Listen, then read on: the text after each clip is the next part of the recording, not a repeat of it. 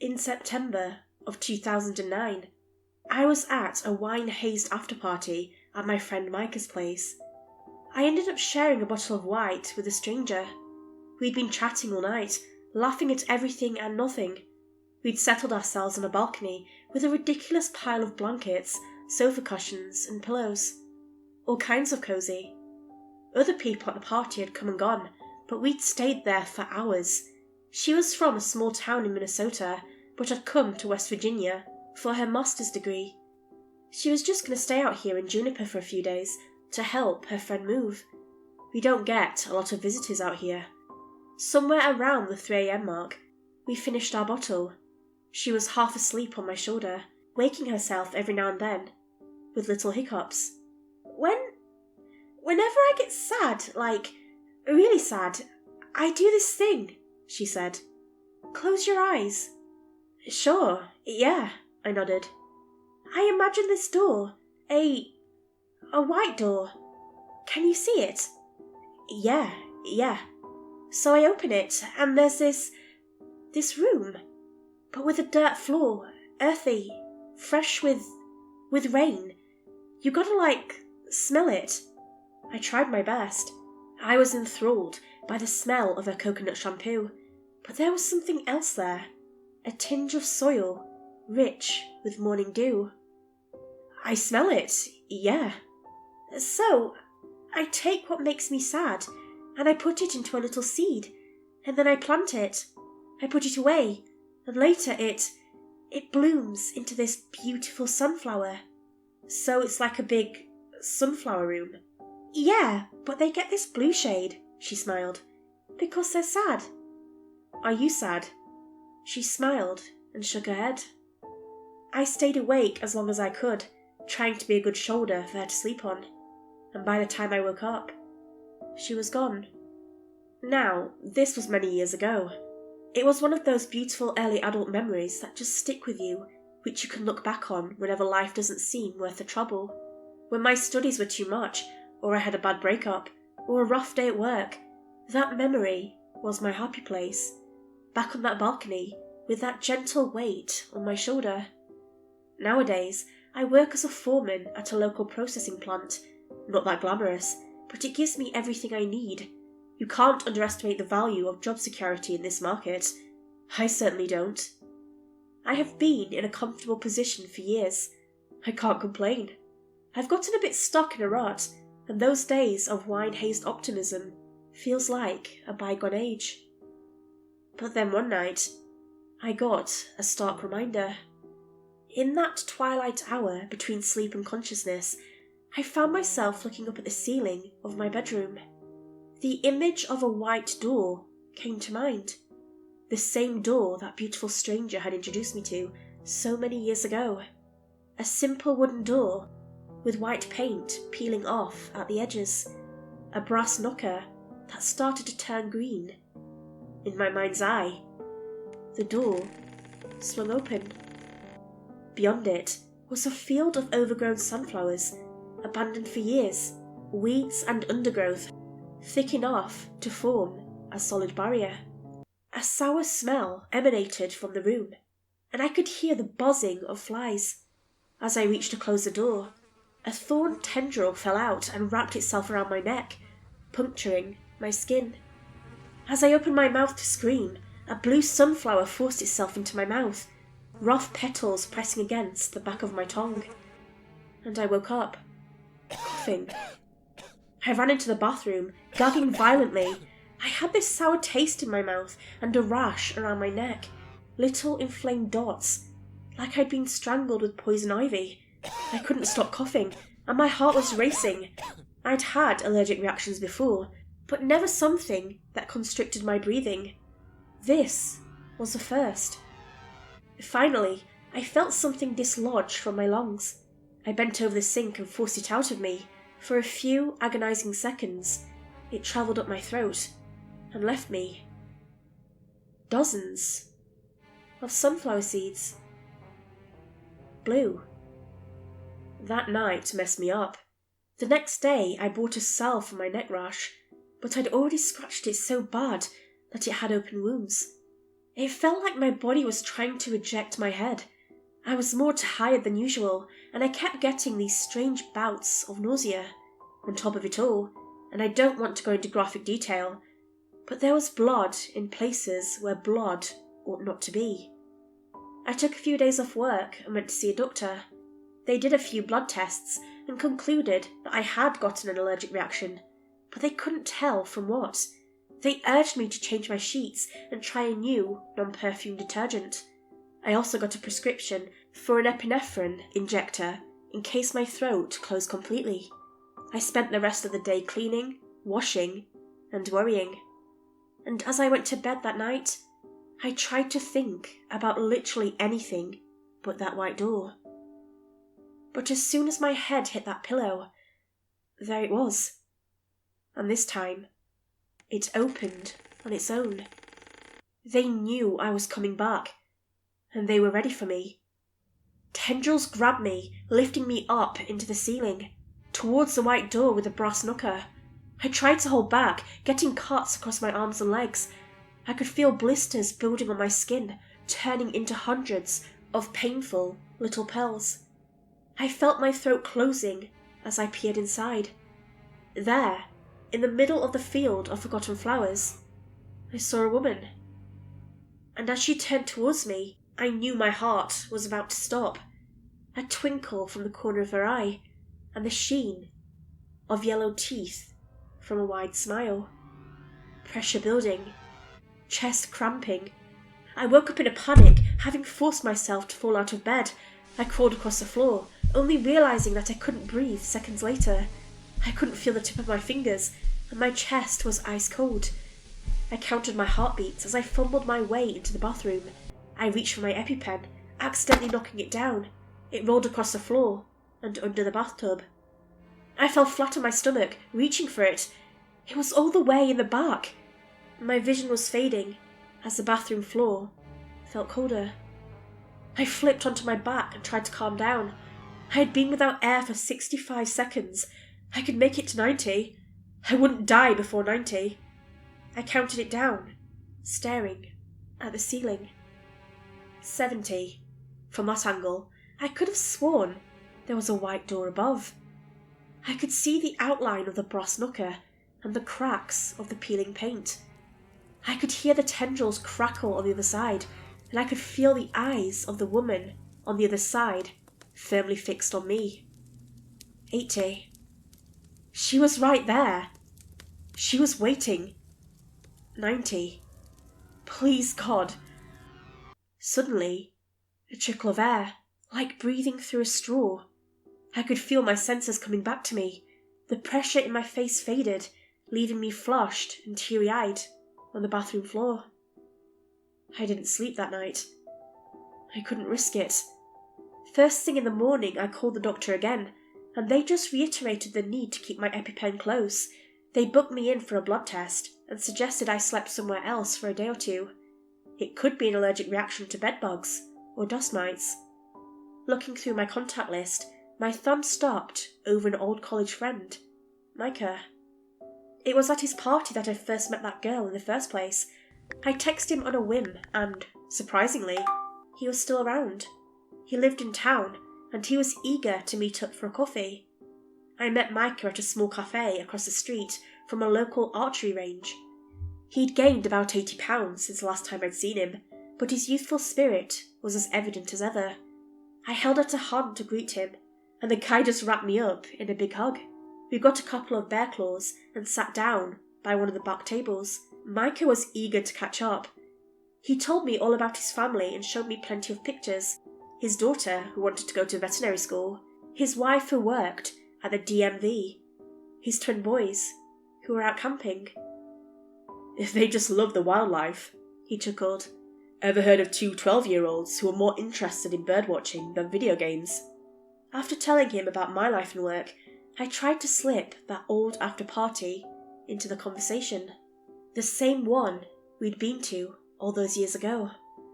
He knew exactly what I talked about. Man, you had it in for her, he grinned. Ain't no secret. You know what happened to her? Why, you're looking to make up for lost time. Come on, man. All right, he smiled. I'll tell you what I know. Her name was Josie Fadden. She'd been the friend of a friend, and half the guys at the party had fallen madly in love with her, Micah included. She got a lot of friend requests that night, he laughed. Didn't think she accepted any. You know what happened to her? Not sure, he shrugged. I think she moved to Morgantown to get her masters. She's still there? Micah leaned back and grinned as he finished his bear claw. You are making up for lost time, aren't you? To an outsider, what I did next might sound insane, but I had a few days off work, and I had to stay at a hotel either way. I figured I might as well do it in Morgantown. I drove up there over the afternoon. It was exhilarating. The only thing that could overpower my fear of the white door was the promise of seeing Josie again. It was hard to admit, but out of all the people who had fallen in love with her that night, I had probably fallen the hardest. More than a decade later, I could smell her coconut shampoo.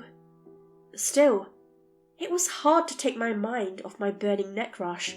Covering it with an itchy scarf didn't exactly help. I stopped at a gas station to look her up. I couldn't find her on any social media. I tried both Josie and Fadden together and separately, but I got nothing. No relatives, no friends, nothing. For all intents and purposes, she was invisible. You don't see that often these days. I bought a burrito and ate it in the car. I pondered my options. You can't just walk around Morgantown and hope you bump into the right person. That might work back in Juniper, but there had to be a better way. Sitting there, I nodded off. The world turned dark, and I heard a set of rusty hinges turn. Something carefully moving through the underbrush. A pale hand, reaching for me. Unblinking eyes coming out of the dark. It was just a few minutes, but it was enough to send me reeling out of the car. I fell to the pavement, coughing violently. It was getting worse. There was blood this time. I counted down the seconds. My breath came back at 35 seconds this time. If that's how bad it had gotten from a 5-minute nap, a full night's sleep would be the end of me. I got a strange look from a couple of teens walking past. They slowed down to check on me, but decided it was none of their business. I couldn't blame them. I got back in the car. I had to be careful, or I'd end up as a side note in the local paper. Sad man dead in parking lot. That, however, gave me an idea. The paper. Now, literal newspapers have been in decline for years, but Josie went to a very specific master's program at WVU. Some of those student-run sites have been hosted on the same service since the 90s. Just having a quick glance at one of them, I found news articles and interviews from 2014. I just had to dig further back and look for anything related to her masters, and I might just get some kind of insight. I sat there scrolling for the better part of an hour. I'm not much of a phone guy, and the thing was running hot in my sweaty palms.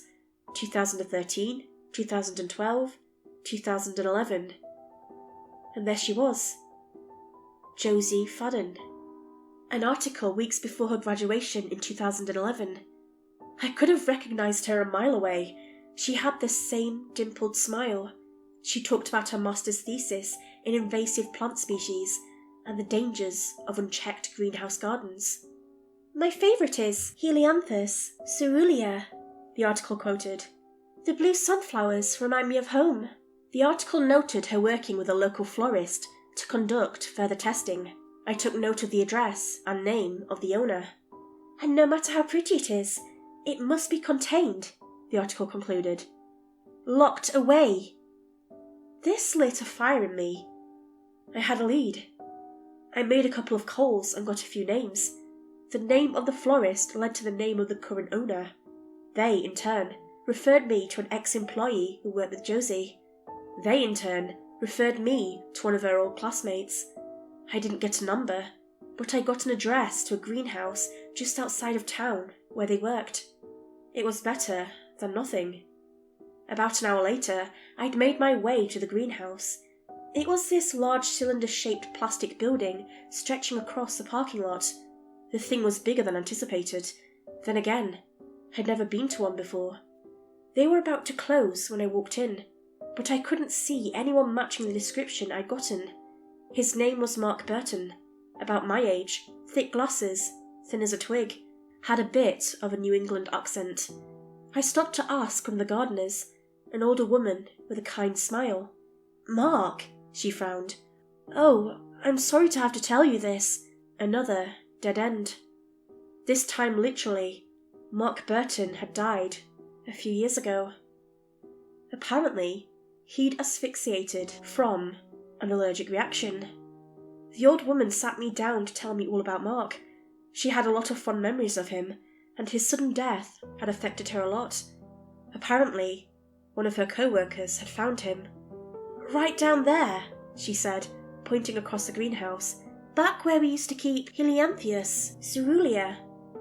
Blue sunflowers. Ghastly things, aren't they? Lovely smell, though. Reminds me of coconut." I made my way back to my car and got back on my phone. Clouds had started to gather overhead, drowning the air with the smell of fresh rain.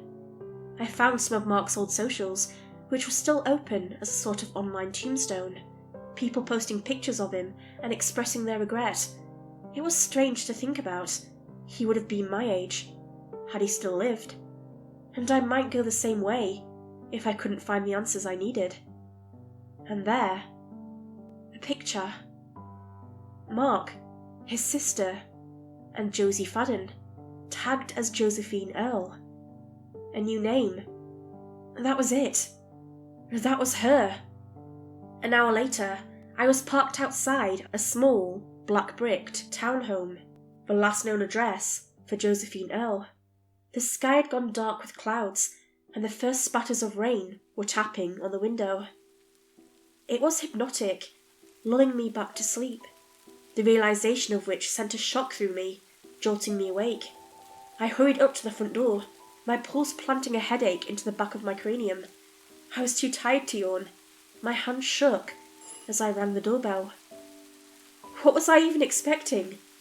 At that point, I didn't know. It took 20 heartbeats for her shadow to move up to the door. The handle turned and light poured out. The smell of coconut. And there she was.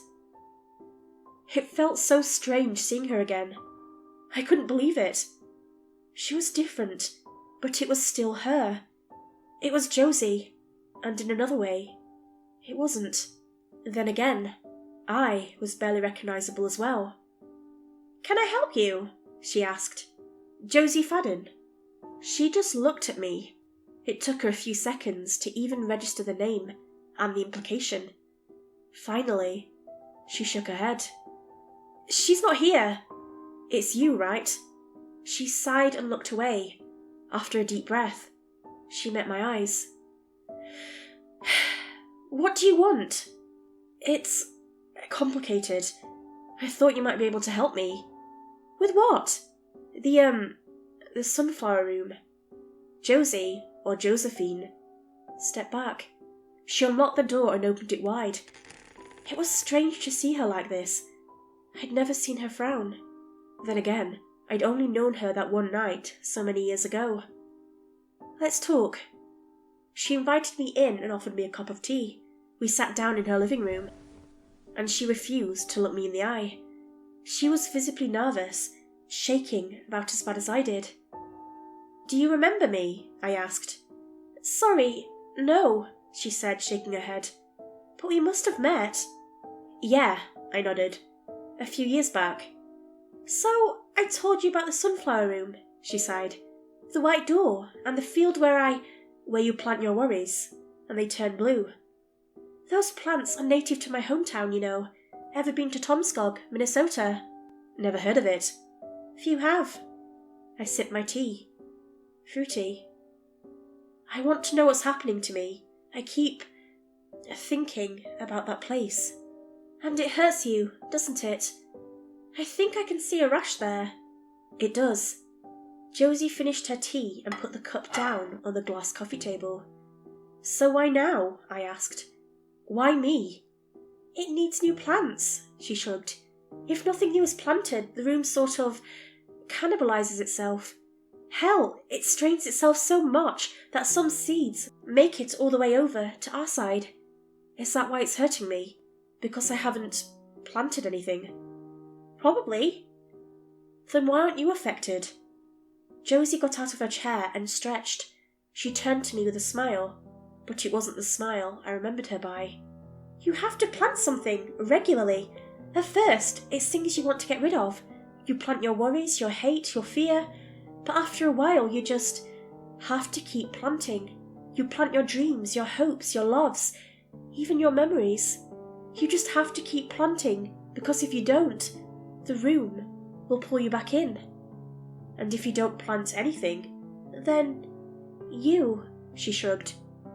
"What happens to you, happens. So that's all there is to it. I have to plant things in there." "You have to lose parts of yourself," she clarified. "Today it is worries, tomorrow, the rest." She took the empty teacup from my hands and placed it on the coffee table. "But you don't have to plant your own things," she smiled, "as long as you keep planting something." I could see it now. There was a real difference in her. She had lost so much, everything down to the dimples of a smile and the music in her voice. She was the grey remains of what had once been Josie. Maybe that's why she changed her name, to reflect the change she'd gone through over the years. You lost it," I said. "You lost all of it." "So much. What's even left at this point?" "Not much," she admitted. "But what little I got, I'm gonna keep." I tried to get out of my chair, but my legs didn't move. I tasted coconut, and my eyes had started moving on their own. "With you, I can plant, what, almost 40 years of hopes, dreams and thoughts, and at the same time, tie up a loose end. I won't have to think about that place ever again. I'll lose nothing more. But you can't just..." I couldn't feel my tongue. Darkness. I felt a faint touch, gentle hands closing around my throat. And in the dark of my mind, I saw that white door with the brass knocker. It opened itself to me. The thorn tendrils moved aside, welcoming me. The blue sunflowers towered above in a world full of green and blue. A full moon looking down, like a looming eye in the sky. The pale woman was there. The one with the smile and the unblinking eyes. And she turned to me. Except this time, I recognized her. I dared to look closer. This was Josie. The sum of all her worries, dreams, hopes and joys. Everything planted, put away and stored. The little parts that made the whole manifested into this sick-looking creature. She barely had any hair left, and her physique had been stretched and twisted. Her skin had grown pale from years of darkness. She stared at me with wet, unblinking, black eyes.